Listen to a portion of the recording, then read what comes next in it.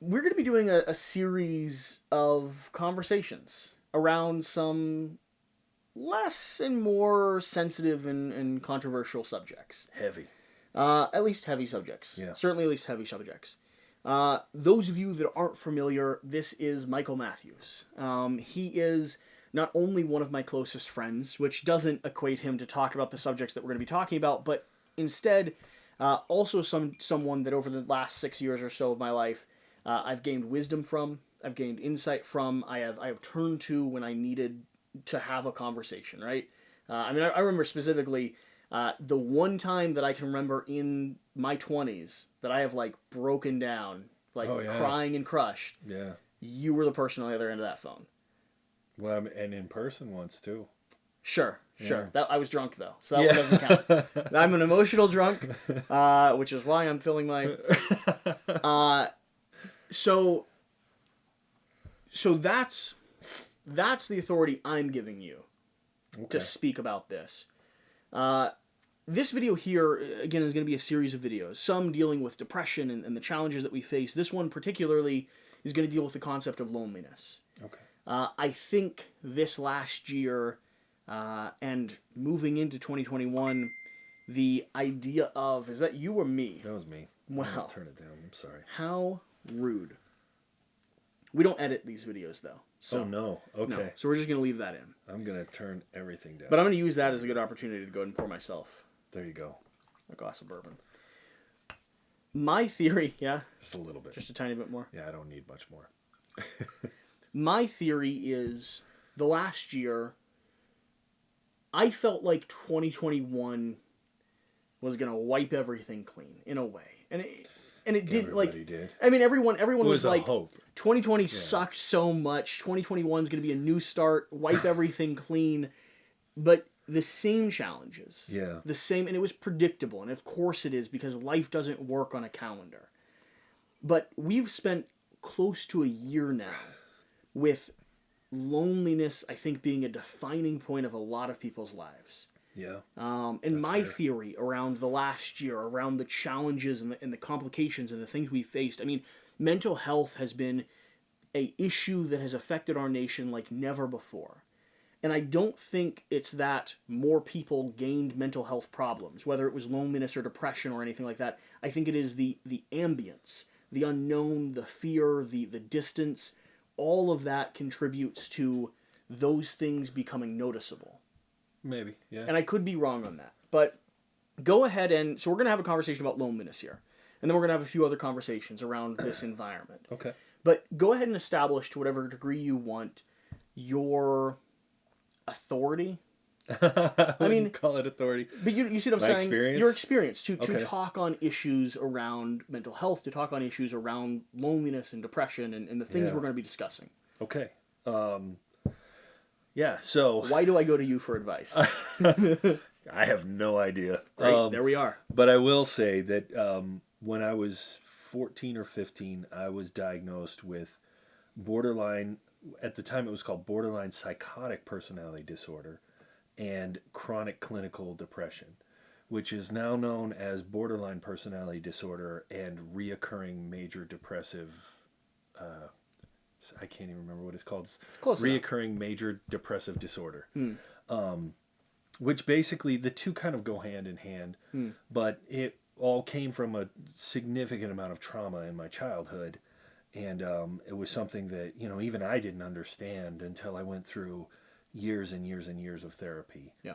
And finally, you know, and it even took me, boy, I would say 4 years before I found a therapist who was actually worth their salt and was able to kind of help me realize what I was going through and come out of it. But yeah, depression is, it's not something that will ever completely go away. Not likely for me. For some people it can, for sure. You can definitely get over it.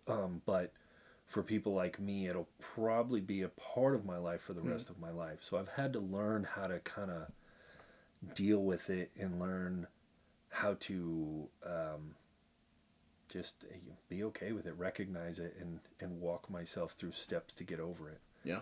But yeah.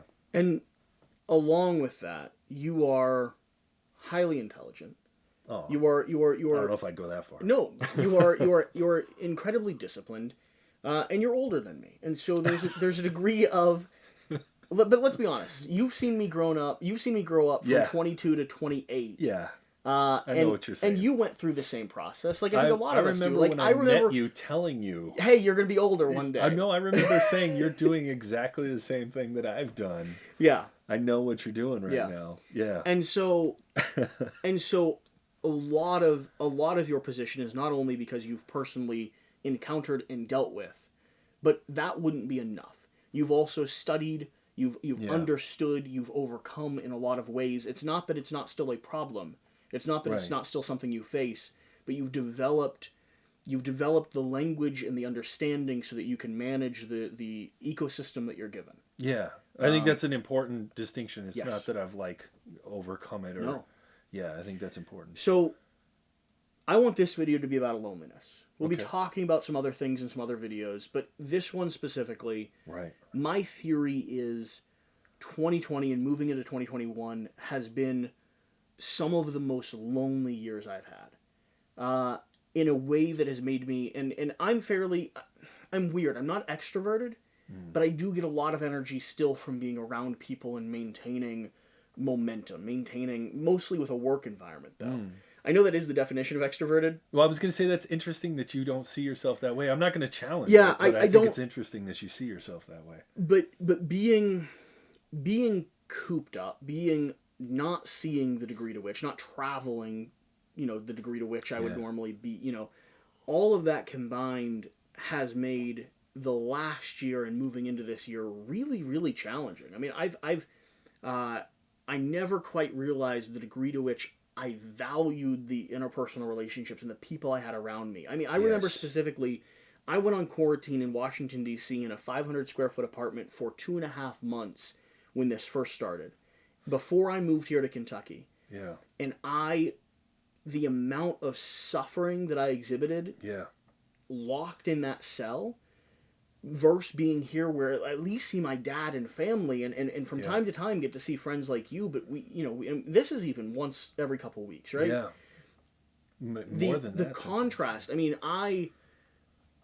I felt so despondent in DC during those 2 months that I have a vitriolic reaction to ever going back to an environment like that, because there's a fear of being in that position again, right? Yeah.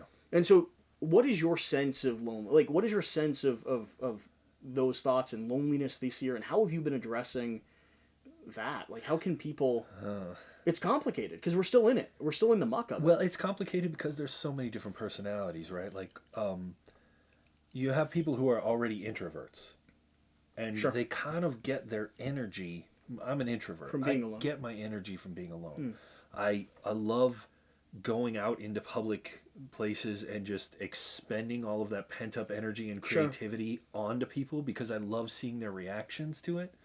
But it builds when you're by yourself. It builds when I'm by myself. However, in situations like this where I don't get that opportunity, it's like for the first, I would say, couple of months of being by myself, I was like, this is fantastic. I don't know what you guys are complaining about. This is amazing. But it was probably about 2 months in where I was like, okay, this sucks. Like even if I'm not talking to a person, I still want them in my space. And sometimes that's hard for my extrovert friends to understand. Like, I would like to be reading a book with you sitting next to me reading a book also. Sure. That makes me feel good. Sure. We don't need to talk. I just want to be next to somebody in silence. And but this has taken that away from me even. It's gone to the extent where there's no one here. And people like myself, we think that like, oh, I like loneliness. I like it. But as you mentioned, after about 2 months, or maybe for you, it was, and people like my brother is a very extroverted person. He's very social, and after a little while, it's just like, oh, this is too much, and you start to see more and more people feeling like, wow, this is terrible, and they act out in their own different ways. Different people. Some fall into depression, some get anxiety, some get angry, and they just start lashing out at the whole situation to begin with. And like, I don't feel like you can blame anybody for any of that. It's completely understandable in my eyes. You know, like, yeah, I expected a sort of chaotic unleashing of emotions at some point, and sure enough, that's kind of what you got. You just got a lot of people being like, this is too much, I can't deal with it. So how do we approach and understand and deal with that element? I mean, how do we? Loneliness. Yeah, I mean, it's a fascinating dynamic. I mean, because you can't just go be around a lot of people right Yeah. now. um And how do you? There's two things here. Not there's the physical act of being purposeful about connecting with people in yeah. whatever way you can, from video calls to I don't think we'll do a video on social media, but I don't think that's the answer. Yeah. I think video calls and phone calls and writing letters and physical interaction, book clubs, things like that allow Yeah. you to engage in a way that is very personable, that's very human. A conversation is the Yeah, key for me. I agree. I feel like that is one way. But how do you deal with it from a personal standpoint? Like when you're alone. Because I'll be honest, like when I'm feeling the most crushed and alone and like I don't really want to reach out. Yeah. Because there's a way where you Yep. feel like you're bothering someone. There's a way where you feel like I'll stream a TV show for 16 hours and sleep for 15 hours and I'll wake up 3 days later. So maybe I get a little bit of the depressive trait That's whenever I'm alone, but I'll crash for multiple days, feeling like there's not a way to get out of it. Yeah. So you hit it right on the head, and I think it's something that a lot of people don't realize is that loneliness is sort of a direct feed into depression. Hmm. There's really no two ways around it. You know, like as you start to feel lonely, that is depression. And we could go on for days about different types of depression and what they do Sure. differently to each person, but one of the things that comes with depression really predominantly is a feeling of it's almost like lethargy. It's like I don't want to. Hmm. And you know that there's steps that you have to take to get out of it, I especially can someone like I me. can list them, and I've Yeah, gotten better at taking but them. it's so I hard. have gotten better. Like when I was younger, it could be weeks or months. Now it is 2 to 3 days, and at the Yeah. end of 3 days, I've started this process. Like going hiking is one of my triggers. There you go. It's not only physical activity, but it is out and about. It connects me to nostalgia that is very very healing for Yeah. me. But like, it might take me 3 days to go hiking, but I know I have a ripcord to pull. Yeah.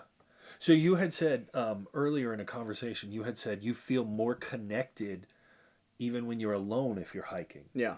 And I'm not trying to analyze you, but what I have learned with my depression is that just doing something, anything, for myself and a lot of people like me, sometimes it can get so bad that just the act of swinging my legs over the side of the bed Hmm. is enough to make me feel like I've accomplished something. Mm-hmm. The best thing I can do for myself is make my bed. If I can get up and make my bed, oh man, it's like I just became a millionaire. Sometimes it really is, and it sounds ridiculous, but sometimes that's all it takes. And so when you said something like I get up and I hike, I'm imagining that there was a day or there was a period of time up to you doing that where it was like, man, I just got to get something Oh, done. I just got to do this. It'll make me feel better. I know it will if I go no, out and I do that. I very much can note the point where I think Yeah. to myself, I need to go do this, and then I can note the distance between when I thought it and I can do it. Yeah. And no, it's not an instant thing. It's not Right. a oh God, I'm here again. I have to go hiking, and I do it immediately. It's Right. a oh God, I'm here again. I have 2 days before I'm going to go hiking. That's okay though. But like to me, That's okay. to me, it's been helpful to identify that. Be Yeah. like, I don't have the willpower yet. I'm gonna be crushed. I'm gonna watch way too much TV and waste Yeah. way too much time, and I'm gonna sleep for the next 15 hours. Yeah. And then it's Tuesday now, so Wednesday afternoon, I'm hiking and I'm healing myself. Yeah, no, and And- and here's the thing. That's actually from my experience, from my personal experience, that's a good thing, because the recognition Yeah. that you are in that space is probably one of the most powerful things you Part can of the do process. for yourself. It's the initial part of the process. This Yeah. recognizing, it's kind of like addicts say, is like knowing that you're addicted is the first step. And it's sort of the same thing with depression, is that like knowing you're in it, in So, that hole, is the best thing you can do for yourself. so we're doing some other videos on depression. Yeah. The people that are watching this video clicked on a video that said something along the lines of Loneliness. loneliness. Right. And my assumption is there's a lot of people that are. Yeah. Any Yeah. thoughts around that? Any thoughts around dealing with or because I'm differentiating loneliness from depression for a very specific reason. Okay. Because over the last year and a half, over the last year, and moving forward, I see loneliness as a tangible thing, a Yeah. very specific issue outside of just like I've had depression for the entirety of my life. Depression has not always been tied to loneliness. I see. This last year and a half, or this last year, it feels like it's been longer. This last year, it has been in various ways. Okay. This could be really interesting, because as someone who I see as an extrovert, which is you, versus someone like myself who is very introverted, I have a tendency to embrace loneliness sometimes, where I'm like, yes, I just want to be lonely again for a little while. It spurs my creativity. It spurs a lot of things in me, until it gets too bad, like we just discussed. So I would say, like, for people like yourself who are extroverted, we talked about, you mentioned video calls, video conferencing, even when you have multiple people there. Earlier we talked about VR, like putting on a VR headset and just playing games with somebody else, and how, Or even phone calls. Anything to me that facilitates conversation. yeah, that's what I'm getting at, is like seeking conversation is the thing that I found. conversation. And I think more importantly, one thing that we don't realize is that in a space that you're sharing with another human being, there are micro reactions that maybe we don't see as much. They're subtle.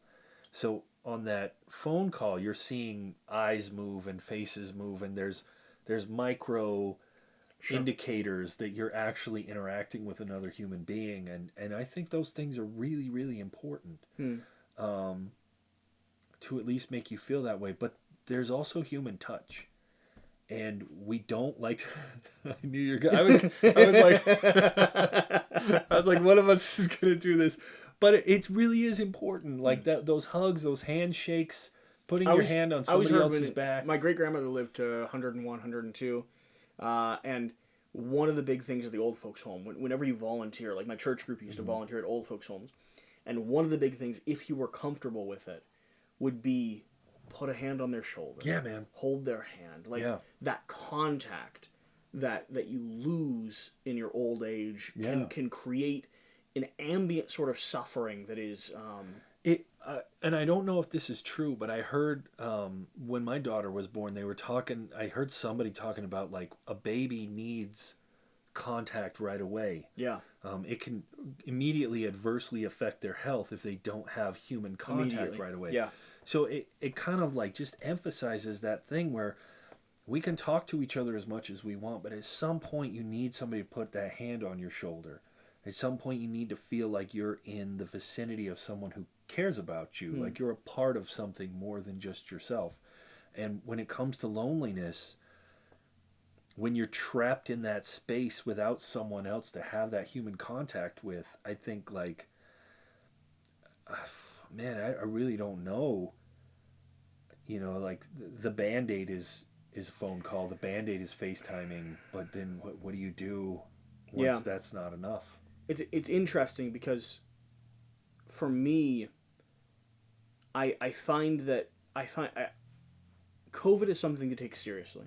Yeah. And something to be cautious of, and something to be careful about.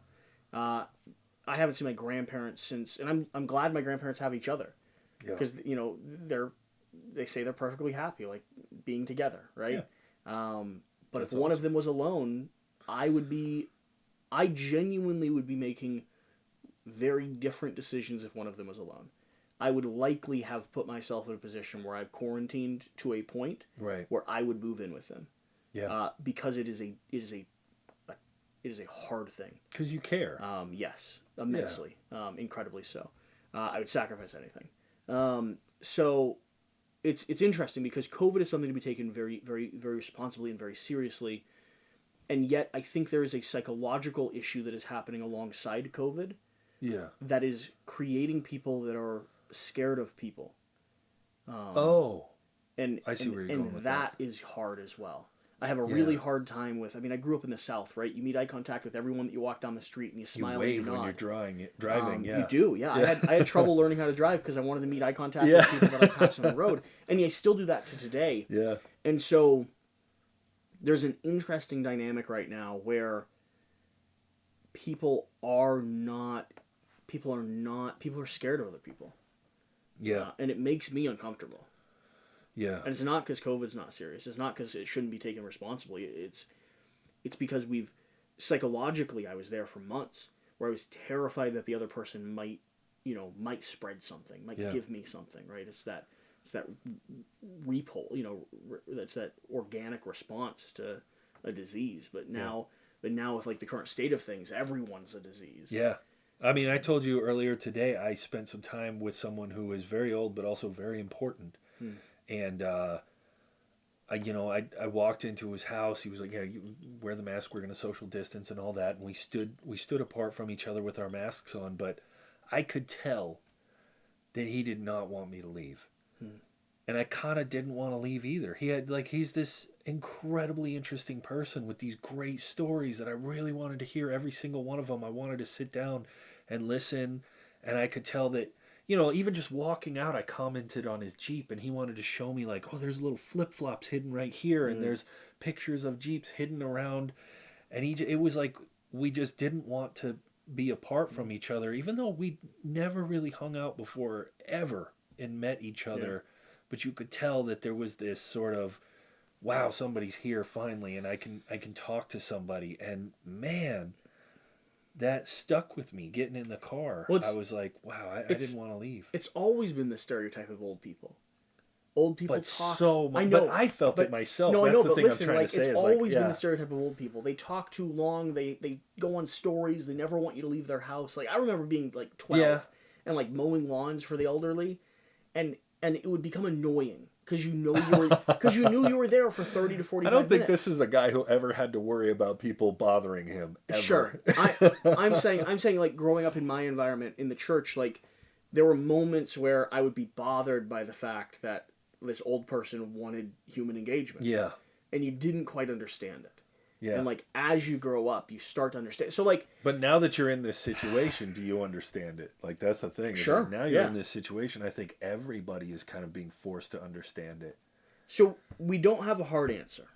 We just have a conversation, and we don't have hard solutions. But my takeaway, because again, this channel is all about learning and growing and talking and it's just documenting, right? I'm just documenting. The difference between this conversation versus what conversations we normally have is that I have a camera in front of us at this point.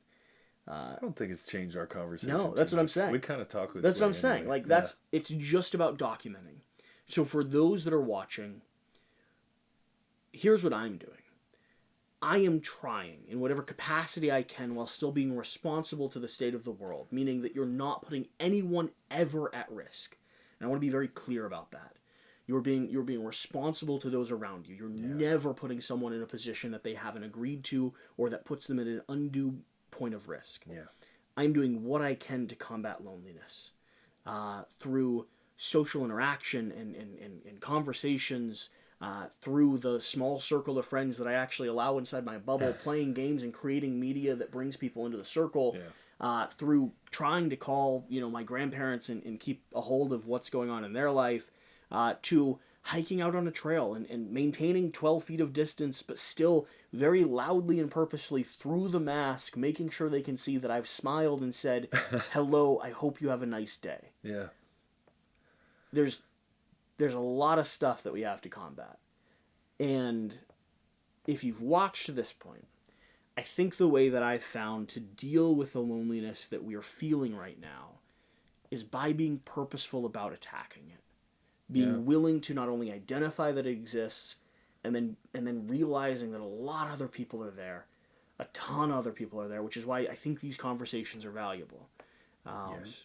and then going out of your way, again, to never put someone in danger, but going out of your way to fight the thing that is to fight loneliness. Say hello at the grocery store. I'll take an extra few minutes at the the Yeah. cashier's line to say, hey, how you doing? Yep. Yeah, that kind of stuff. Yeah, for sure. So that's the video.